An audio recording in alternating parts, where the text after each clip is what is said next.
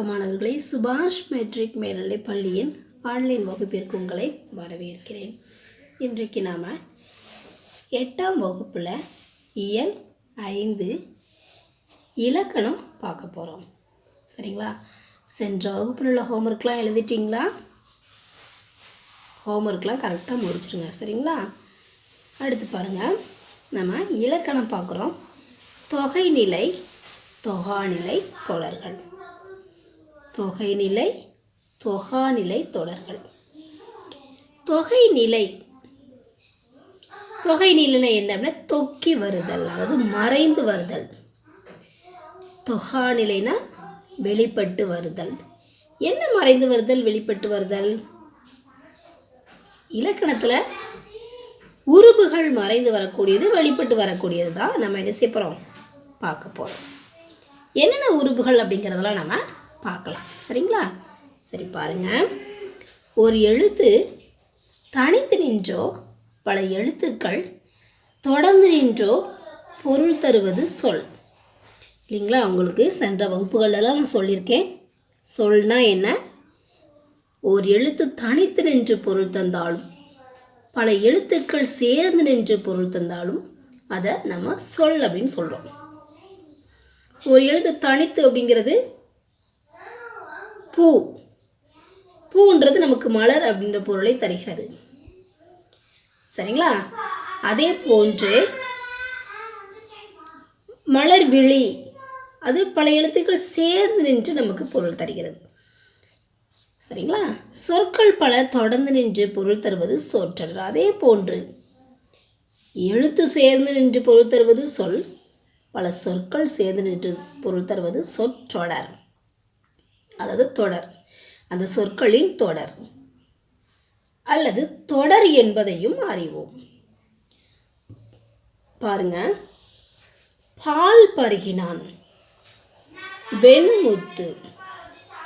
நல்லா கவனிங்க, பால் பருகினான், வெண்முத்து. சரிங்களா? என்னும் தொடர்களை பாருங்கள். இவை பாலை பருகினான், வெண்மையான முத்து என்னும் பொருளை தருகிறது. சரிங்களா? பாலை பருகினான் அப்படிதான் சொல்லுவோம். சரிங்களா? தண்ணீரை குடித்தான், இல்லைங்களா? வெண்முத்து, வெண்மையான முத்து. அப்போ பாருங்க, நமக்கு கொடுத்துருக்கக்கூடிய தொடரில் நமக்கு பொருள் முழுமை பெறலை. அப்போ நாம் என்ன செஞ்சுருக்கோம், பாலை பருகினான், வெண்மையான முத்து அப்படின்னு நம்ம என்ன செஞ்சுக்கோம், சொற்களை சேர்த்து சொல்லியிருக்கோம். அப்படிப்பட்ட சொற்கள் தான் என்ன அப்படின்னா உருபுகள். அது என்னென்ன உருபுகள்லாம் அப்படின்னு நம்ம பார்க்கலாம். சரிங்களா? முதல் தொடரில் ஐ என்னும் வேற்றுமை உருபும், அடுத்த தொடரில் மை என்னும் விகுதியும் ஆன என்னும் உருபும் மறைந்து நின்று பொருள் உணர்த்துகின்றது. பாலை பருகினான் ஐ வரும். சரிங்களா? வெண்முத்து, வெண்மை ஆன. சரியா? வெண்மை ஆன. அப்போ மை விகுதியும் வந்திருக்கு, ஆன அப்படின்ற விகுதியும் நமக்கு வந்திருக்கு. சரிங்களா? இவ்வாறு இரு சொற்களுக்கு இடையில் வேற்றுமை உருபுகளோ வினை, பயன் முதலியவற்றின் உருபுகளோ தொக்கி வருமானால், மறைந்து வருமானால் அதனை தொகைநிலை தொடர் என்பர். சரிங்களா? நல்லா ஞாபகம் வச்சுக்கோங்க, உங்களுக்கு குருவினால கேட்கலாம். தொகைநிலை தொடர்னா என்ன? இரு சொற்களுக்கு இடையில் வேற்றுமை உருபுகளோ வினை, பண்பு முதலியவற்றின் உருபுகளோ தொக்கி வருமானால் அதனை தொகைநிலை தொடர் என்பர். இப்போ தொகைநிலை தொடர் உங்களுக்கு எத்தனை வகைப்படும், அதை எத்தனை வகைகளை நம்ம பிரிக்கலாம் அப்படின்னு கேட்டாங்கன்னா 6 வகைப்படுகிறது. அவை எவையெல்லாம் அப்படின்னு பார்த்தோன்னா வேற்றுமை தொகை, வினை தொகை, பண்பு தொகை, உவமை தொகை, உம்மை தொகை, அன்மொழி தொகை. சரிங்களா? இந்த 6 வகைகளை நம்ம பிரிக்கிறோம். சரிங்களா? இதிலே பாருங்கள், உங்களுக்கு இன்சைடில் கொஸ்டின் கேட்டாங்கன்னா சொல் என்றால் என்ன எழுதலாம். அடுத்து வேற்றுமை தொடர் என்றால் என்ன, வேற்றுமை தொகைநிலை தொடர்னா என்ன, வேற்றுமை தொகைநிலை தொடரை நம்ம எத்தனை வகைகளை பிரிக்கிறோம், அவை யாவை அப்படின்னு நமக்கு கேட்கலாம். சரிங்களா, நல்லா ஞாபகம் வச்சுக்கோங்க. சரிங்களா, இதுவரை புரிஞ்சுதா? அப்போ தொகைநிலை தொடர்னா என்னன்னு பார்த்துருக்கோம். உருபுகள் மறைந்து வரக்கூடியது. சரியா, உருபுகள் மறைந்து வரக்கூடிய இரண்டு சொற்களுக்கு இடையில் உருபுகளோ இல்லது வினை பண்பு முதலியவற்றின் உருபுகளோ மறைந்து வருமான அதை நம்ம என்னன்னு சொல்லுவோம், தொகை நிலைத்தொடர் அப்படின்னு நம்ம சொல்கிறோம். சரிங்களா, அதோடைய வகைகள்லாம் பார்த்துட்டோம். எத்தனை வகைகளை பிரிச்சிருக்கோம், 6 வகைகளாக பிரிச்சிருக்கோம். இப்போ வேற்றுமை தொடர்னா என்னன்னு பார்க்க போகிறோம். வேற்றுமை தொடர். திருக்குறள் படித்தாள், திருக்குறள் படித்தாள். திருக்குறள் படித்தாள் சரியான தொடரா? இல்லை, திருக்குறளை படித்தாள். சரிங்களா, புத்தகத்தை படித்தாள், செய்தியை வாசித்தாள், இப்படிதான் சொல்லுவோம் இல்லைங்களா. அப்போ அந்த ஐ என்ற உருவானது அதில் என்ன இருக்கு, மறைந்து இருக்கின்றது.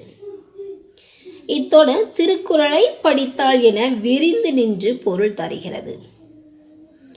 இரு சொற்களுக்கும் இடையில் ஐ என்னும் இரண்டாம் வேற்றுமை உருபு மறைந்து வந்துள்ளது. இரண்டு சொற்களுக்கும் இடையில் ஐ என்னும் திருக்குறளை படித்தாள். சரிங்களா, நீ கேட்கலாம், நீங்கள் ஐன்னு உயிரெழுத்தை காட்டியிருக்கீங்க, ஆனால் நமக்கு இதில் ஐன்னு நீங்கள் உயிரெழுத்தை எழுதலாம்லாம் அப்படின்னு கேட்கலாம். ஆனால் நமக்கு உயிரெழுத்து இடையில் வரக்கூடாது, அது அளபடையில் மட்டும்தான் வரணும். சரிங்களா, புரியுதாமா? அதனால் நம்ம என்ன சொல்கிறோம், இல் கூட்டல் ஐ சேர்த்து எப்படி எழுதுவோம், லைன்னு எழுதுவோம். சரிங்களா, ஆனால் லையை பிரித்தோன்னா என்ன கிடைக்கும், இல் கூட்டல் ஐ தான் நமக்கு கிடைக்கும். சரிங்களா, அப்போ அதில் என்ன மறைந்து வந்திருக்கின்றது, ஐ என்னும் உருபு மறைந்து வந்துள்ளது. ஐ என்பது இரண்டாம் வேற்றுமை உருபு. சரியா, ஃபஸ்ட்டு நீங்கள் வேற்றுமை உருபுகள் எத்தனை அப்படின்னு பார்த்தோம்னா, நமக்கு ஃபஸ்ட்டு வேற்றுமை அப்படிங்கிறது 8 வகைகளாக நம்ம பிரிக்கிறோம். அதில் முதல் வேற்றுமைக்கும் 8ஆம் வேற்றுமைக்கும் நமக்கு உருபுகள் கிடையாது. மற்ற வேற்றுமைகளுக்கு பார்த்தோம்னா ஐ, ஆல், கூ, இன், அது, கண். சரிங்களா, நீங்கள் 7ஆம் வகுப்பில் படிச்சிருப்பீங்க, இருந்தாலும் திரும்ப ஒரு தடவை நான் உங்களுக்கு சொல்கிறேன். சரிங்களா, முதல் வேற்றுமையை நம்ம எழுவாய் வேற்றுமை அப்படின்னு சொல்லுவோம். 2ஆம் வேற்றுமை ஐ, 3 ஆல், ஐ, ஆல், கூ, இன், அது, கண். ஆனால் 8ஆம் வேற்றுமை அப்படிங்கும்போது நமக்கு விழி வேற்றுமை. விழி அப்படின்றது விழி கிடையாதுமா, விழினா கண். ஆனால் விழி வேற்றுமை அப்படிங்கிறது அழைத்தல், அம்மா, நண்பா, தோழியே, இந்த மாதிரி நம்ம சொல்கிறோம் இல்லைங்களா, அழைத்தல் பொருளை வரக்கூடியதான் விழி வேற்றுமை.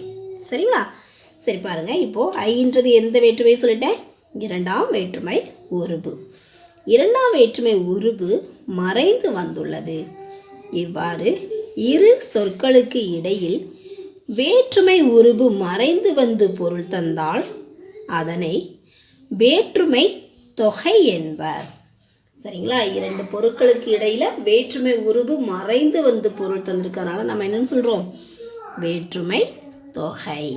தொகைனா மறைதல் அல்லது தொக்கி நிற்றல் அப்படின்னு பொருள். சரிங்களா, புரிஞ்சுதா? அடுத்து பாருங்கள், நமக்கு நிறைய எடுத்துக்காட்டுகள் கொடுத்துருக்காங்க. ஐ, ஆல், கூ, இன், அது, கண். இது எல்லாமே என்ன, வேற்றுமை உருபுகள். சரிங்களா, பாருங்கள், 2ஆம் வேற்றுமை உருபு பாருங்கள், ஐ. திருவாசகம் படித்தான், திருவாசகத்தை படித்தான். சரிங்களா, ஐ வந்திருக்கா, ஐன்றது மறைந்து வந்திருக்கிறதுனால 2ஆம் வேற்றுமை தொகை. அடுத்து பாருங்க, ஆள் 3ஆம் வேற்றுமை தொகை. எடுத்துக்காட்டு தலை வணங்கு, தலையால் வணங்கு. சரிங்களா, தலையால் வணங்கு. கு 4ஆம் வேற்றுமை தொகை. சிதம்பரத்திற்கு சென்றான். கு அப்படின்றது மறைந்து வந்திருக்கிறதுனால நாங்கள் 4ஆம் வேற்றுமை தொகை அப்படின்னு சொல்கிறோம். அடுத்து பாருங்க இன். ஐந்தாம் வேற்றுமை தொகை. ஐந்தாம் வேற்றுமை தொகை. மலை வீழ் அருவி. மலை வீழ் அருவி. மலை வீழ் அருவி.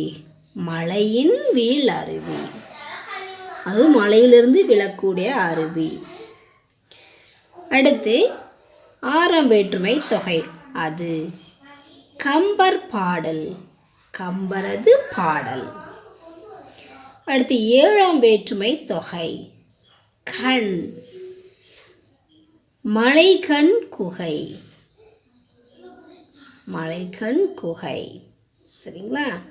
புரிஞ்சுதாம்மா? அப்போ என்னென்ன வேற்றுமைங்கிறத நல்லா படித்து வச்சுக்கோங்க. உங்களுக்கு இது பெரிய வகுப்புலலாம் நீங்கள் இலக்கண குறிப்பு எழுதுறதுக்கு ஈஸியாக இருக்கும். சரிங்களா? இரண்டாம் வேற்றுமை ஐ. மூன்றாம் வேற்றுமை தொகை ஆள். நான்காம் வேற்றுமை தொகை கு. ஐந்தாம் வேற்றுமை தொகை இன். ஆறாம் வேற்றுமை தொகை அது. ஏழாம் வேற்றுமை தொகை கண். சரிங்களா? அடுத்தது பார்க்கலாமா? பாருங்க. உருபும் பயனும் உடன் தொக்க தொகை. உருபும் பயனும் உடன் தொக்க தொகை. இது வரைக்கும் நாம தொகை பார்த்தாச்சு இல்லைங்களா? உருபு பார்த்தாச்சு.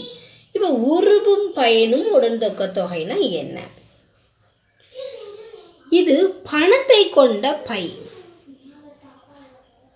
பாருங்க, எக்ஸாம்பிள் உங்களுக்கு பணப்பை அப்படின்னு கொடுத்துருக்காங்க. ஆனால் இது விரிந்த பொருள் என்ன அப்படின்னா பணத்தை கொண்ட பை. பணப்பை அப்படிங்கிறது பணத்தை கொண்ட பை. தயிர் குடம். தயிரை உடைய குடம். சரிங்களா? பாருங்க, பணம் பை என்னும் இரு சொற்களுக்கு இடையில் ஐ என்னும் வேற்றுமை உருபும் கொண்ட என்னும் சொல்லும் மறைந்து வந்துள்ளது. பணத்தை ஐ வருதா? இரண்டாம் வேற்றுமை உருபும் கொண்ட இது இந்த சொல்லானது மறைந்து வந்திருக்கு. சரிங்களா? அதனால நம்ம எதுன்னு சொல்றோம்? இரண்டாம் வேற்றுமை உருபும் பயனும் உடன் தொக்க தொகை விரிந்த பொருளை தருகின்றது. சரிங்களா? அடுத்து இவ்வாறு ஒரு தொடரில் வேற்றுமை உருபும். இவ்வாறு ஒரு தொடரில் வேற்றுமை உருபும் அதன் பொருளை விளக்கும் சொல்லும் மறைந்து வருவது உருபும் பயனும் உடன் தொக்க தொகை எனப்படும். சரிங்களா? இவ்வாறு ஒரு தொடரில் வேற்றுமை உருபும் அதன் பொருளை விளக்கும் சொல்லும் மறைந்து வருவது உருபும் பயனும் உடன் தொக்க தொகையும். சரிங்களா? வேற்றுமை உருபும் அதன் பொருளை விளக்கக்கூடிய சொல் அப்படிங்கிறது எனது கொண்ட. மறைந்து வரக்கூடியது நம்ம என்ன சொல்வோம்? உருபும் பயனும் உடன் தொக்க தொகையும். அடுத்து பாருங்க, இரண்டாம் வேற்றுமை உருபும் பயனும் உடன் தொக்க தொகை. இரண்டாம் வேற்றுமை உருபும் பயனும் உடன் தொக்க தொகை. பால் குடம். பாலை கொண்ட குடம். பாலை கொண்ட குடம். பாலை அப்படிங்கிறது இரண்டாம் வேற்றுமை உருபு. கொண்ட அப்படிங்கிறது எனது விரிந்த பொருளை தரக்கூடியது. சரியா? அதனுடைய பயனை குறிக்கக்கூடியது. அதனால் பாலை கொண்ட குடம் அப்படிங்கிறது இரண்டாம் வேற்றுமை உருபும் பயனும் உடன் தொக்க தொகை. சரிங்களா? அது கொண்ட அப்படி மட்டும்தான் இல்லை, உடைய கூட வரலாம். சரிங்களா? ஆனால் விரிந்த பொருளை தரணும். மூன்றாம் வேற்றுமை உருபும் பயனும் உடன் தொக்க தொகையும் பொற்சிலை. பொன்னால் ஆகிய சிலை. பொன் ஆள்ங்கிறது என்னது? மூன்றாம் வேற்றுமை உருபு. அப்போ மூன்றாம் வேற்றுமை உருபும் பயனும் ஆகியங்கிறது பயனும் உடன் தொக்க தொகையும். அடுத்து பாருங்க, நான்காம் வேற்றுமை உருபும் பயனும் உடன் தொக்க தொகையும். மாட்டு கொட்டகை. மாட்டு கொட்டகை. மாட்டுக்கு கட்டப்பட்ட கொட்டகை. புரிஞ்சுதாமா? அப்போது 4ஆம் வேற்றுமை உருபும் பயனும் உடந்த தொகை பாருங்கள், மாட்டு கொட்டகை. மாட்டுக்கு, கூன்றது 4ஆம் வேற்றுமை உருபு. மாட்டுக்கு கட்டப்பட்ட கொட்டகை. மாட்டுக்கு கட்டப்பட்ட கொட்டகை. ஈஸியாக இருக்கா உங்களுக்கு? 2ஆம் வேற்றுமை உருபு. ஃபஸ்ட்டு என்ன வேற்றுமை உருபு அப்படின்னு பார்த்துட்டோம் அப்படின்னா அது அதாவது எத்தனையாவது வேற்றுமை உருபு அப்படிங்கிறத நம்ம பார்த்துட்டோம் அப்படின்னா அதுக்கப்புறம் என்ன இன்னும் வந்திருக்கு அப்படின்னு நம்ம பார்க்கணும். சரி, அந்த உருபு எத்தனையாவது அப்படிங்கிறத நம்ம பார்க்கணும். இப்போ 2ஆம் வேற்றுமை உருபுனா 2ஆம் வேற்றுமை உருபு. அடுத்து விரிந்த பொருளை தரக்கூடிய சொல் மறைந்து வந்துருந்துச்சு அப்படின்னா அப்போ 2ஆம் வேற்றுமை உருபும் பயனும் உடந்தக்க தொகையும். புரியுதா? ரொம்ப ஈஸி. சரிங்களா? அடுத்து பாருங்க, வினை தொகை. வினை தொகை நம்ம வகைகளில் வேற்றுமை தொகை பார்த்துட்டோம். இப்போ என்ன பார்க்குறோம்? வினை தொகை நம்ம பார்க்குறோம். நீங்கள் கேட்கலாம், வேற்றுமை தொகையில் இந்த 4ஆம் வேற்றுமை வரைக்கும் தான் வருமா அப்படின்னு கேட்கலாம். அதாவது 6 வரைக்கும் வரும். சரிங்களா? உருபுகள் இருக்கக்கூடிய அந்த 6 வேற்றுமை வரைக்கும் வரும். சரிங்களாம்மா? சரி, அடுத்து பாருங்க, வினை தொகை. ஆடு கொடி வளர்த்தமிழ். ஆடு கொடி, ஆடு கொடி, ஆடுன்றது ஒரு வினையாக இருக்குது. கொடி அப்படின்றது ஒரு பெயர். அது மாதிரி வளர் அப்படின்றது ஒரு வினை, தமிழ் அப்படின்றது ஒரு பெயர். இத்தொடர்களில் ஆடு வளர் என்பவை வினை பகுதிகள். அந்த வினையுமே பாருங்க முற்று பெறலை. ஆடியதா இல்லை ஆடுகின்றதா இல்லை இனிமேதான் ஆடுமா நமக்கு தெரியலை இல்லைங்களா? நமக்கு அப்படி காலம் உணர்த்தலை. அதேமாரி வளர்ந்ததா இல்லை வளரக்கூடியதா இல்லை இனிமேதான் வளர்ந்து கொண்டே இருக்கின்றதா நமக்கு தெரியாது. நமக்கு ஏன்னா காலம் உணர்த்தலை இல்லைங்களா? அப்போது வினை பகுதியும் நமக்கு முற்று பெறலை. இவை முறையே கொடி தமிழ் என்னும் பெயர் சொற்களோடு சேர்ந்து காலம் காட்டாத பெயரெச்சங்களாக உள்ளன. காலம் காட்டாத பெயரெச்சங்கள் அந்த வினை பகுதிகளோடு சேர்ந்து நமக்கு என்ன வந்திருக்கு? பெயர் சொற்கள் வந்திருக்கு. அந்த பெயர் சொற்களானது எப்படி வருகிறது? காலத்தை காட்டாத பெயரெச்சங்களாக இருக்கு.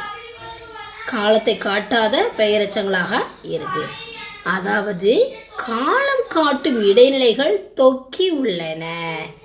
தொக்கி உள்ளன மறைந்திருக்கிறது. காலம் நமக்கு இதுக்கு இந்த 2 சொற்களுக்கு இடையே காலம் நமக்கு தெரியாது. ஆடிய கொடியா இல்லை ஆடுகின்ற கொடியா இல்லை இனிமேதான் ஆடும் கொடியா சொல்லலை. நமக்கு காலம் காட்டலை. வளர்ந்த தமிழ், வளர்கின்ற தமிழ், வளரும் தமிழ்.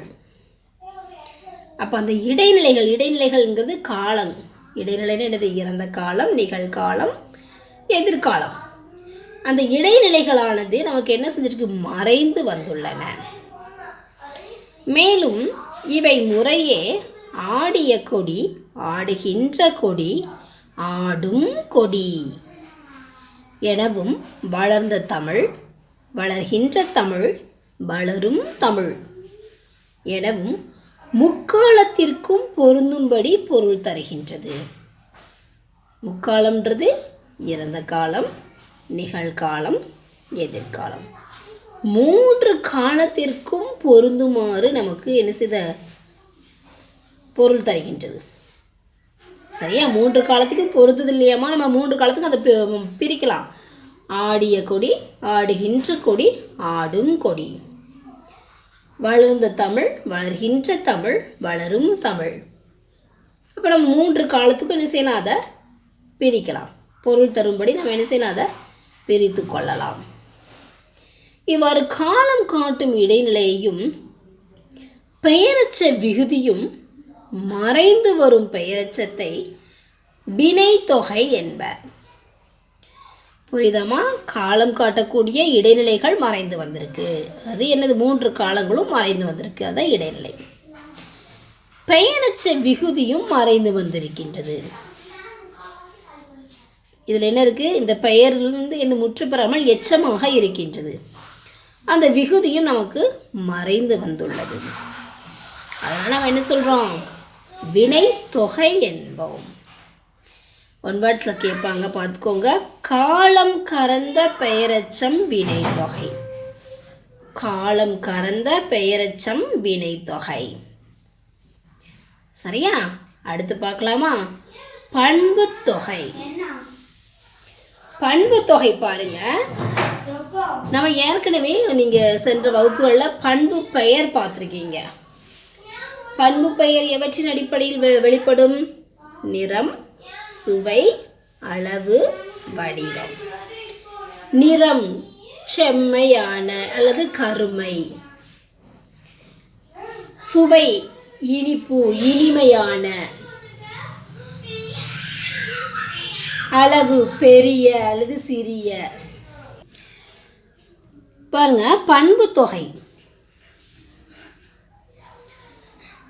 வெண்ணிலவு, கருங்குவளை. வெண்ணிலவு, கருங்குவளை.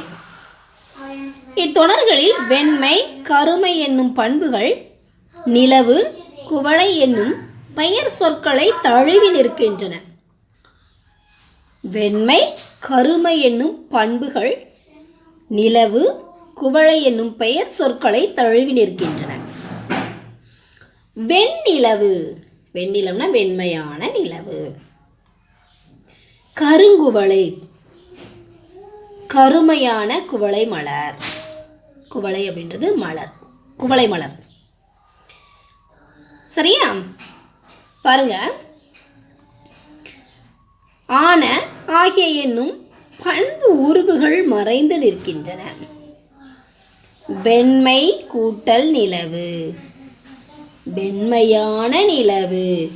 அப்போ வெண்மை, மை விகுதி என்று பண்பு தொகை. சரியா? அது ஆன என்னும் விரிந்த பொருளும் மறைந்திருக்கின்றது.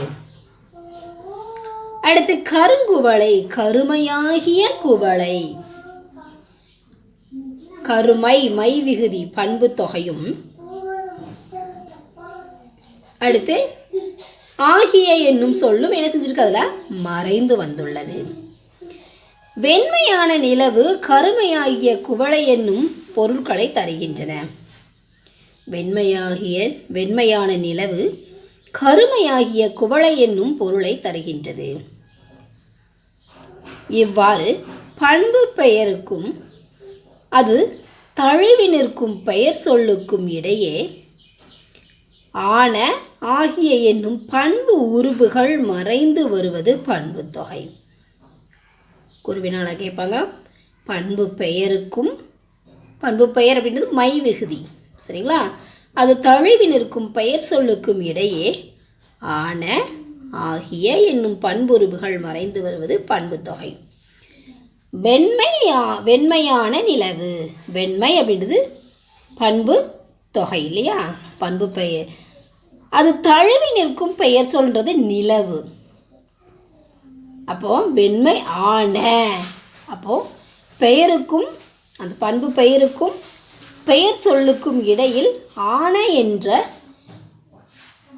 சொல்லும் மறைந்து வந்திருக்கு. அதனால நம்ம எது சொல்கிறோம்? பண்பு தொகை அப்படின்னு சொல்கிறோம். புரியுதா? இது வரைக்கும் புரிஞ்சுதாம்மா உங்களுக்கு?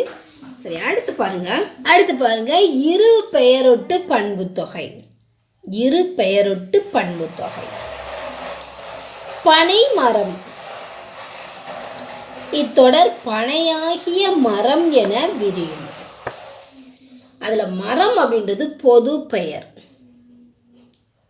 மரம் அப்படின்றது பொது பெயர். பனை மரம், தென்னை மரம், மாமரம் அப்படின்னு குறிப்பிட்டு சொல்கிறோம் இல்லைங்களா? அதுதான் அதனுடைய சிறப்பு பெயர். நம்ம ஏற்கனவே சென்ற வகுப்புகளில் படிச்சிருக்கோம். பொது பெயர், இடுகுறி பெயர் படிச்சிருக்கோம் இல்லைங்களா? காரண பெயர் படிச்சிருக்கோம் இல்லைங்களாம்மா? அதில் வரும் இல்லைங்களா? சிறப்பு பெயர்னா மரம் அப்படிங்கும்போது அது பொதுவான ஒரு பெயரை குறிக்கும்.